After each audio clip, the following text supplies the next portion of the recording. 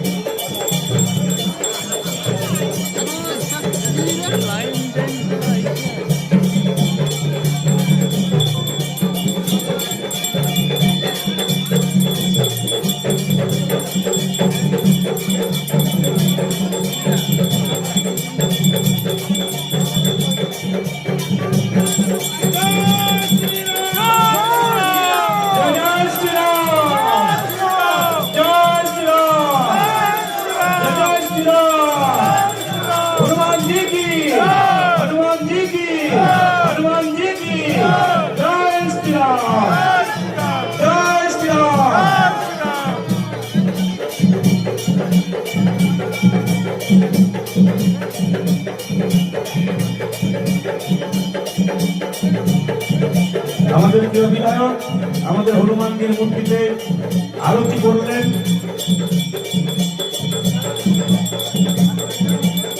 আজ নন্দীগ্রাম বজরং কমিটি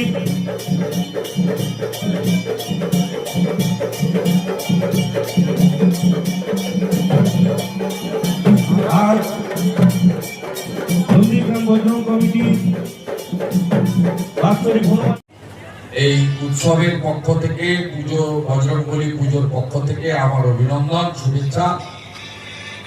প্রত্যেক বছরই আমি এখানে আসি ও বিশেষ করে আমার 2021 সালে এই বজরংবলীর পুজোতে কোনো রাজনৈতিক পতাকা ছাড়াই ধ্বজ লাগিয়ে সোনাচূড়া থেকে 4টি বাসে করে হিন্দু পুণ্যার্থীরা বজরংবলী পূজার অনুষ্ঠানে প্রসাদ গ্রহণের জন্য আসছিলেন।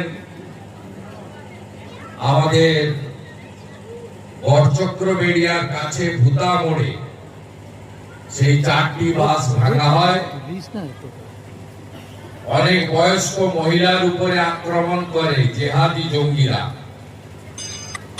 এবং ধান জমিতে নিয়ে গিয়ে ফেলে ফেলে মারা হয়। মোট 45 জন আহত হয়েছিলেন, তার মধ্যে 17 জন বয়স্ক মহিলা ছিল। আমি যতদিন এই অনুষ্ঠানে আসব এবং যতদিন আমার স্মৃতিশক্তি থাকবে আমি এটা ভুলে যাব না। এবং যদি ভগবানের আশীর্বাদে আমি কখনো ক্ষমতা পাই তাহলে 2021 সালে জানুয়ারি মাসে যে ঘটনা ঘটিয়েছিলেন তার কেসকে রিওপেন করব এবং যোগী আদিত্যনাথের মতো ভালো করে ওষুধ দেব। এটা আমি বজরংবলীর সামনে প্রত্যেকবারে বলি, এবারেও বলে গেলাম। जो हिंदू हित में काम करेगा वही बंगाल में आने वाला दिन में राज करेगा।